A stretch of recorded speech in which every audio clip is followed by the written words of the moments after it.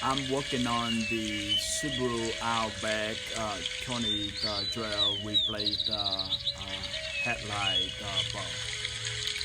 This is the tool I use to remove the clip.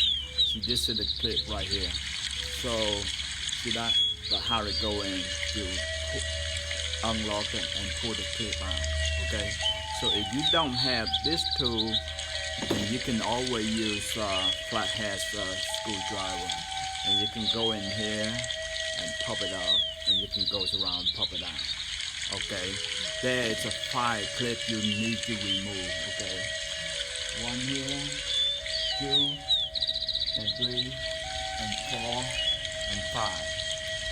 After remove the clip, I always remove, and then you can turn the wheel all the way to the driver's side.